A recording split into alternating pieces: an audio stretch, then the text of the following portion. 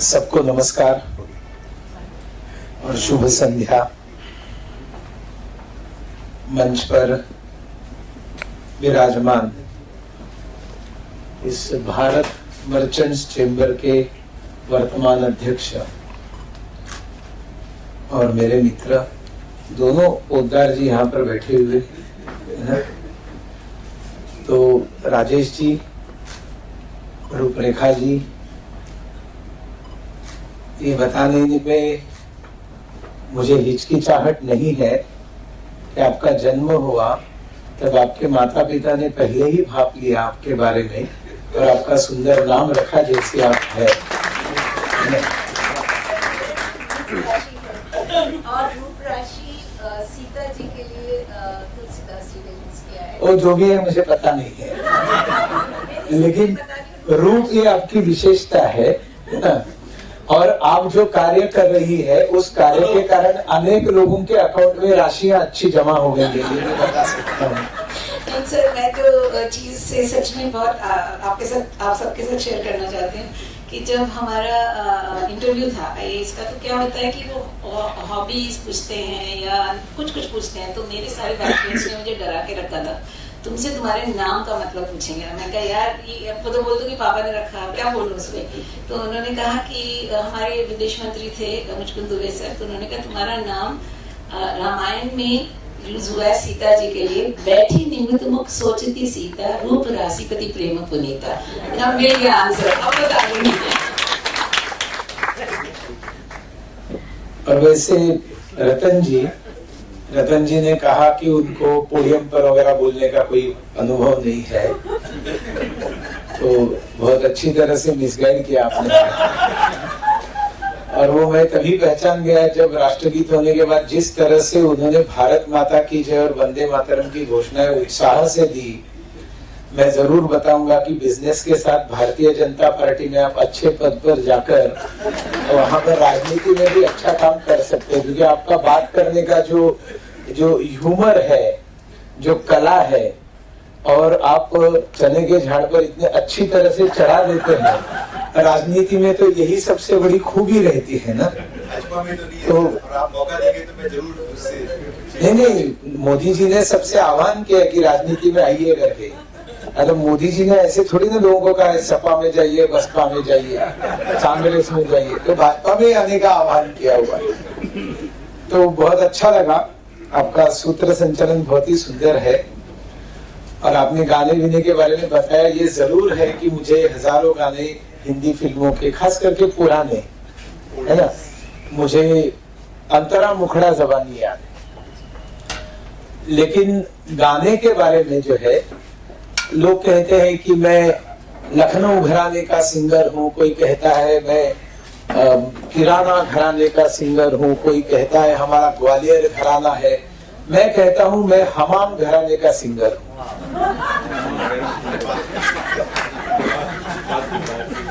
बहुत लोगों को समझ में नहीं आया, अच्छा है उर्दू नहीं समझ में आता है, बहुत नुकसान नहीं है ना। हमाम घराना मतलब बाथरूम सिंगर।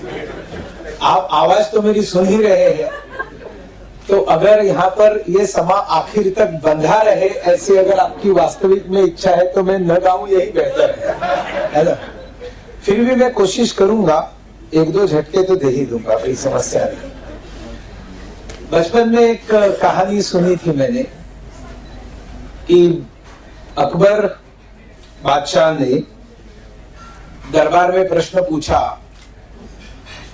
कि दुनिया का सबसे सुंदर फूल कौन सा है।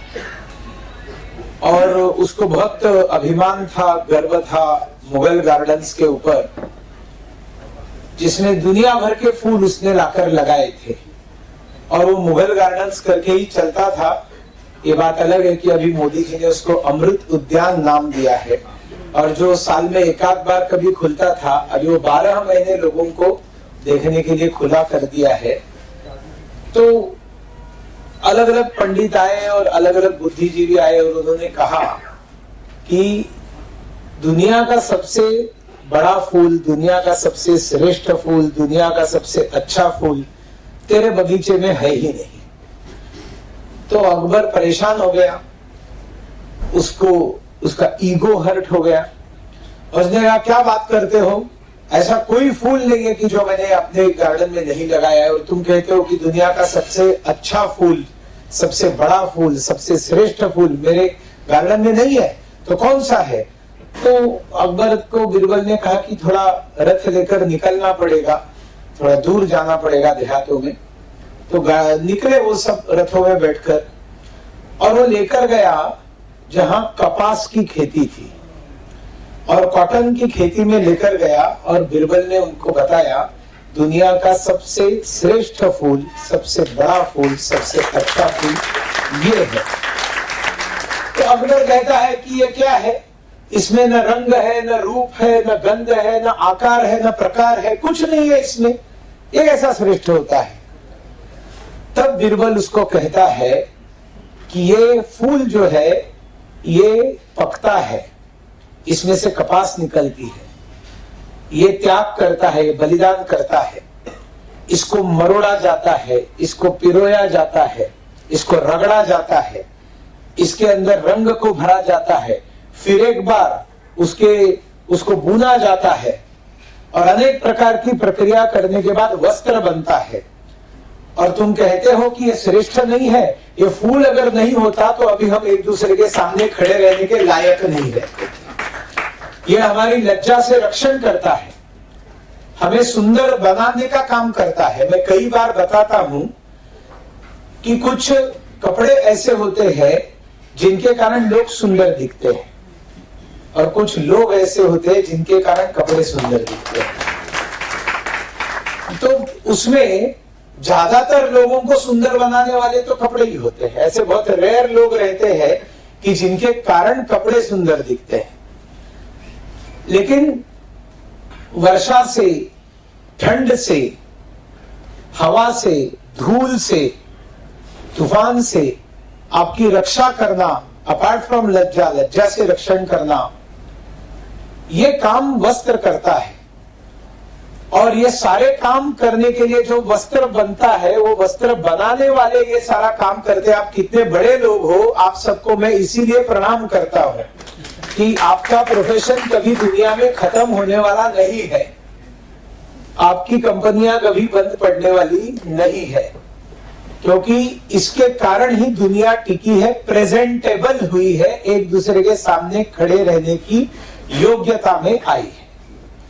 इसलिए अपने आप को कभी कमजोर मत समझिए। और फिर वस्त्र छोड़ देने से क्या होता है उसका किस्सा मैं आखिर में बताऊंगा, अभी नहीं बताऊंगा।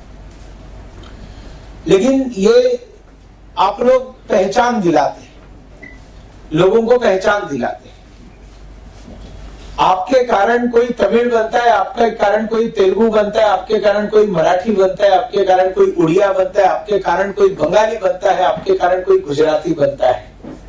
भारत का हर समाज उसके वस्त्रों से पहचाना जाता है। उसका वस्त्र पहनने का अपना एक पद्धति है जिसको अंग्रेजी में स्टाइल कहते हैं।